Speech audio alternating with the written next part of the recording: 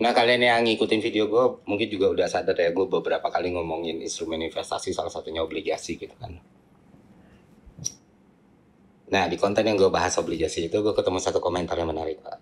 Komentar yang kurang lebih kayak gini.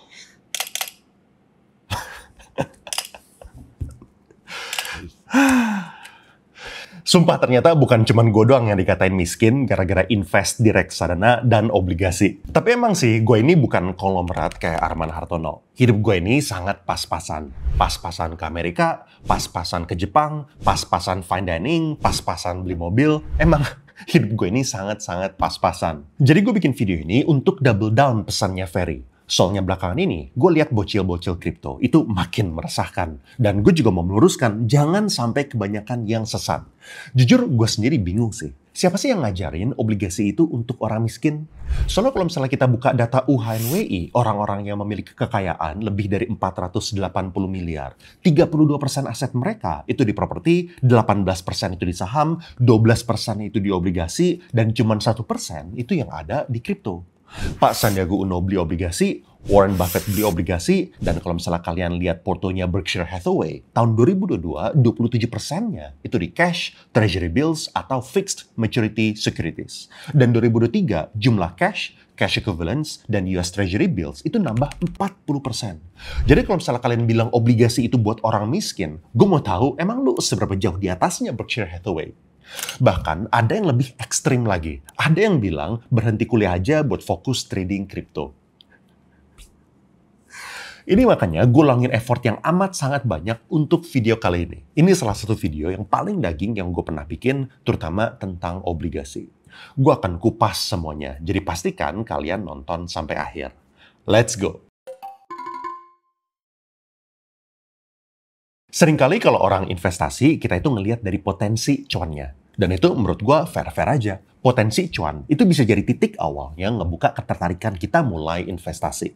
Tapi yang perlu disadari, semua instrumen investasi itu ada distribusi return-nya. Jadi kalau kita ngelihat Bitcoin itu naik 100%, 200%, 300%, dan S&P 500 itu bisa naik 10%, 20%, 30%, yang penting buat kita pelajarin itu juga potensi downside-nya, bukan cuma potensi upside-nya. Ini contoh graph normal distribution. Jadi kalau gue tarik data 10 tahun terakhir, gue bisa dapat CMGR atau Compounded Monthly Growth Rate-nya itu berapa, dan juga berapa Standard Deviation-nya. Dan dengan data itu, gue bisa mapping plus 1 Standard Deviation, plus 2 Standard Deviation, minus 1 Standard Deviation, dan juga minus 2 Standard Deviation.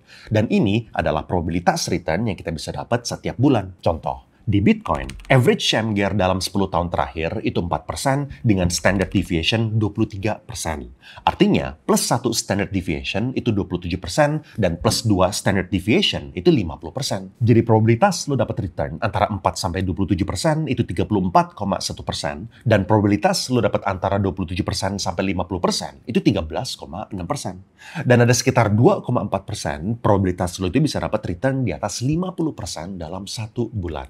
Dalam kata lain, kita juga bisa totalin 50% probabilitas return kita dari Bitcoin setiap bulan itu minimum 4%. Dan kalau misalnya kalian ingat return yang gila banget di bulan Februari, itu aja masih belum 50% loh. Itu baru 40-an%. Dan di momen-momen seperti ini, orang-orang yang all in di Bitcoin emang bisa dapat uang yang berubah kehidupan mereka. Apalagi kalau misalnya uang ini signifikan. Orang bakal ngelihat Bitcoin sebagai cara-cara supaya jadi kaya yang sangat cepat. Di bulan Februari, kalau punya 1 miliar di Bitcoin, tiba-tiba Maret porto kalian 1,4 miliar. 10 miliar tiba-tiba jadi 14 miliar. Ini dalam 1 bulan loh, bukan 1 tahun.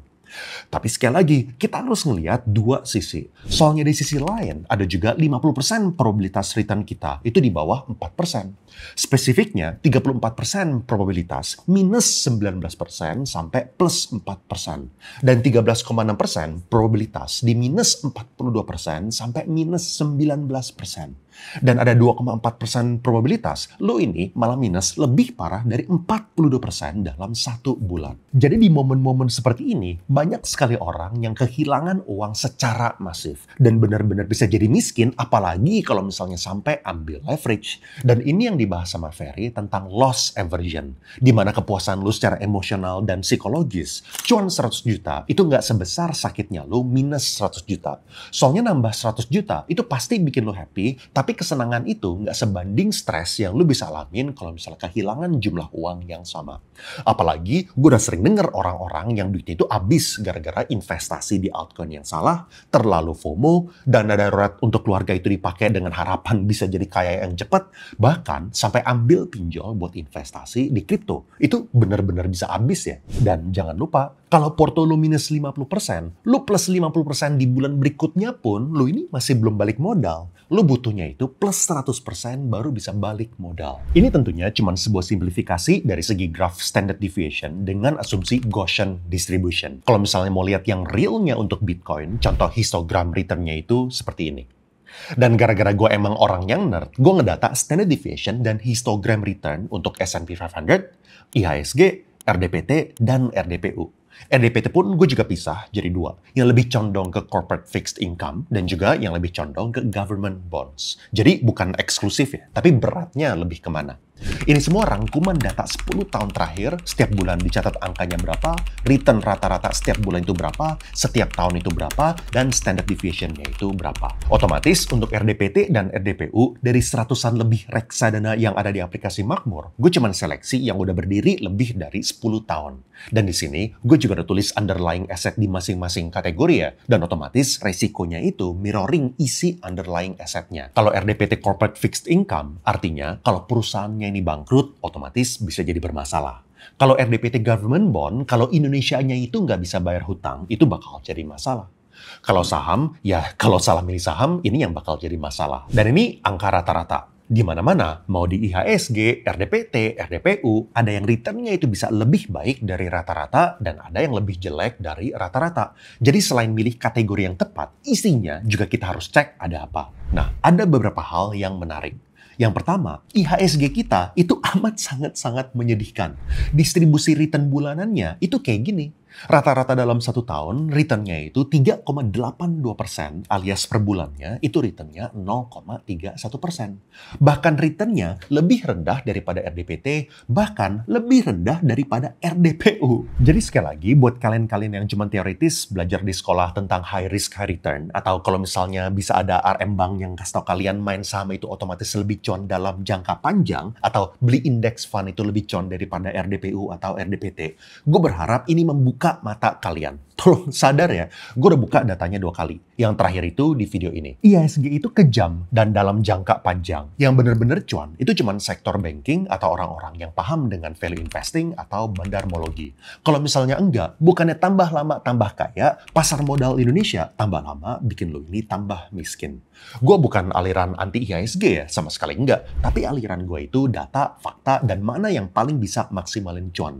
Kalau misalnya IHSG jelek, ya gue bilang jelek. Kalau misalnya seksi, ya gue bakal bilang seksi. Di sini gue juga masukin value at risk dan expected shortfall. Cara bacanya itu kayak gini. Untuk IHSG, untuk 5% bulan terburuk, lo ini bakal rugi minimal 6,1% dalam 1 bulan dengan rata-rata kerugiannya itu 8,7% dalam 1 bulan. Makanya jangan heran, untuk index fund, udah cuannya itu lebih kecil daripada RDPU dan RDPT, resikonya juga lebih gede. Kan kocak. Nomor 2, RDPU itu adalah instrumen untuk menjaga kekayaan. Histogram return dan distribusinya itu seperti ini. Dan kalian bisa lihat, secara rata-rata RDPU ini hampir tidak pernah minus dalam 1 bulan. Lo lihat di sini, RDPU dengan return yang di bawah 0,1% itu cuma kejadian 1 kali dengan return bulanan rata-rata di 0,4% alias kalau disetahunkan itu 5,2%. Jadi dalam jangka panjang, menurut sejarah RDPU returnnya itu lebih baik daripada taruh duit di deposito bank. Saat ini deposito yang ditanggung sama LPS maksimal 4,25% gross ya, artinya 3,4% itu net. Dan ini fair, soalnya bank itu digaransi sama LPS, sedangkan RDPU itu net returnnya 5,2% secara rata-rata. Ini makanya buat bocil-bocil yang mikir cash, obligasi atau RDPU itu buat orang yang miskin, kalian artinya belum bisa paham kenapa Warren Buffett nyimpen duit segitu gedenya di porto dia.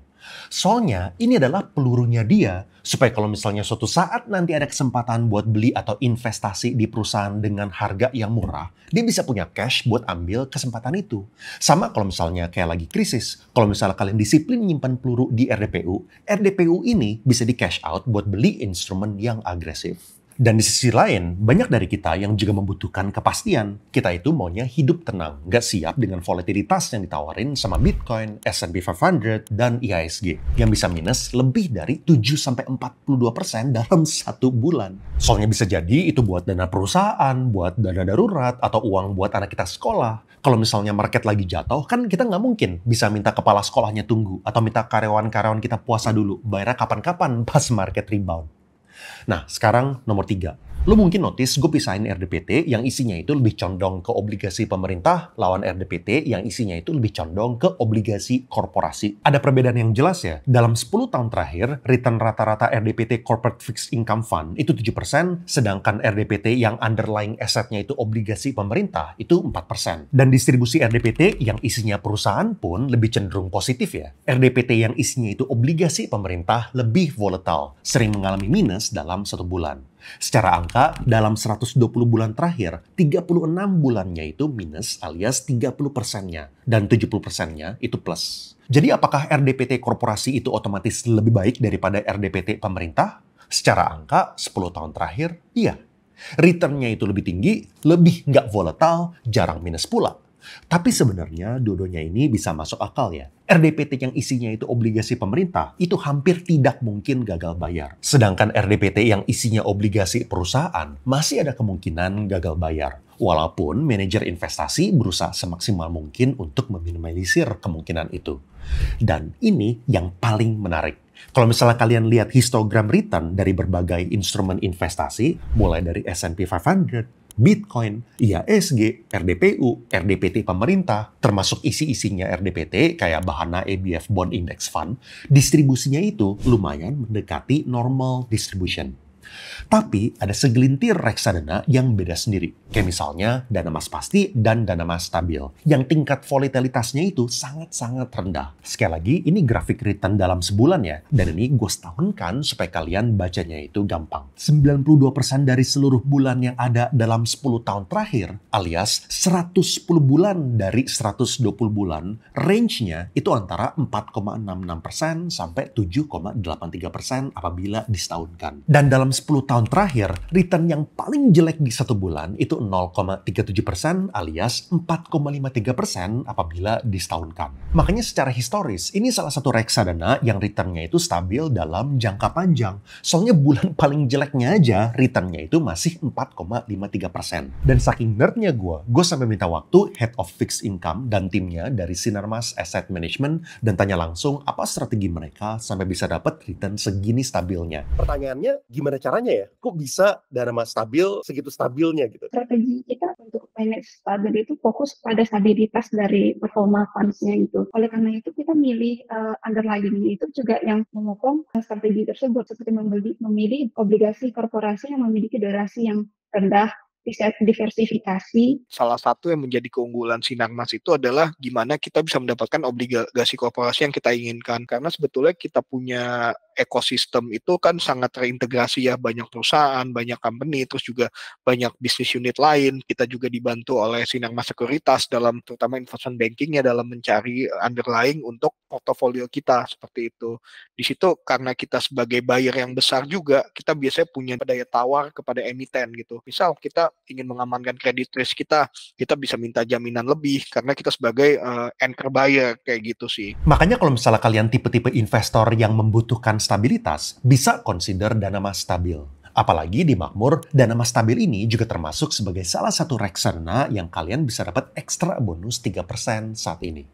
Ini kerasa banget ya. Artinya berdasarkan return sejarah, dengan bonus ini returnnya itu bisa antara 9,66% sampai 10,83% setahun, dan return yang paling jelek itu 7,53%. Pilihan-pilihan lain yang menarik itu kayak Capital Fixed Income Fund dan juga Star Stable Income Fund. Tentu gue bilang menarik ini berdasarkan sejarah ya. Risiko selalu ada, sejarah belum tentu mengulang, dan jangan lupa diversifikasi.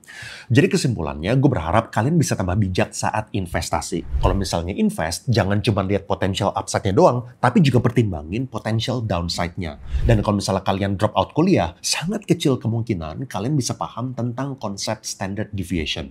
Anyway, kalau misalnya lo mau tahu passive income gue apa aja sekarang, lo bisa klik di sini. Atau kalau misalnya lo mau tahu kenapa gue nggak mau investasi di reksadana saham, lo bisa klik di sini. Thank you and I will see you guys again in the next video.